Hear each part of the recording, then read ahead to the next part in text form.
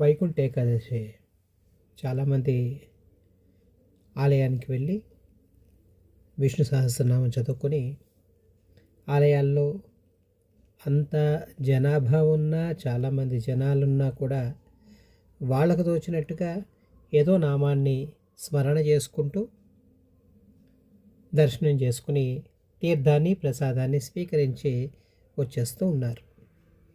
చాలా గుళ్ళల్లో అన్నంతో చేసిన ప్రసాదాన్ని భిన్నం అని చెప్పి భక్తులకి ఇస్తూ ఉన్నారు. చాలామంది తీసుకుంటూ ఉన్నారు. ధర్మం అనేది చాలా సూక్ష్మమైంది.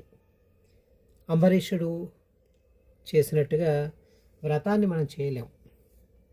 ఎందుకంటే మన శరీరము మనకున్న కాలపరిమితి వాటిని చేసేలాగా మనకి ఆ యోగ్యతని కలియుగంలో కల్పించటం అనేది అసాధ్యం కాకపోయినా కొద్దిగా కష్టమే.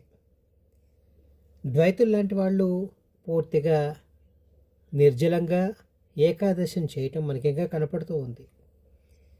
అయితే నలుగురితో నారాయణ అని చెప్తూ ఉంటారు కదా, దాని వెనకాల అంతరార్థం ఏంటంటే తెలుసో తెలియకో ఏదన్నా దోషం చేస్తే భగవన్నామ స్మరణ నారాయణ స్మరణ మనకి అన్నిటి నుంచి కూడా అన్ని పాపాల నుంచి కూడా అన్ని దోషాల నుంచి కూడా మనకి ముక్తిని ప్రసాదిస్తుంది అని.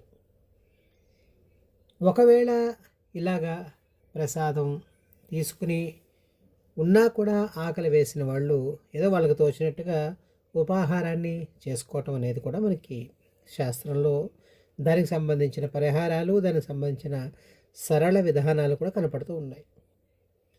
ఏకాదశి వ్రతం ఎలాంటిదో ద్వాదశి పారణ కూడా అలాంటిదే. అయితే పారణ ఎలా చేయాలి అంటే ఎవరికైనా మనం భోజనాన్ని పెట్టాలి, లేదా భోజనానికి సంబంధించిన వస్తువులను ఏమన్నా కూడా మనం ఇస్తే మనకి ఏకాదశి చేసిన ఫలితం అనేది ఉంటుంది.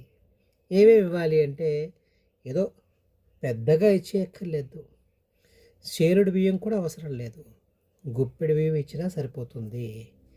ఎవరైనా యోగ్యుడైన వాడు కనపడితే మీరు ఆ గుప్పెడు బియ్యాన్ని కొద్దిగా పెసరపప్పుని ఇంకా బాగా మీకు కుదిరితే స్వయంపాకులో ఉండాల్సినవన్నీ కూడా ఇవ్వండి.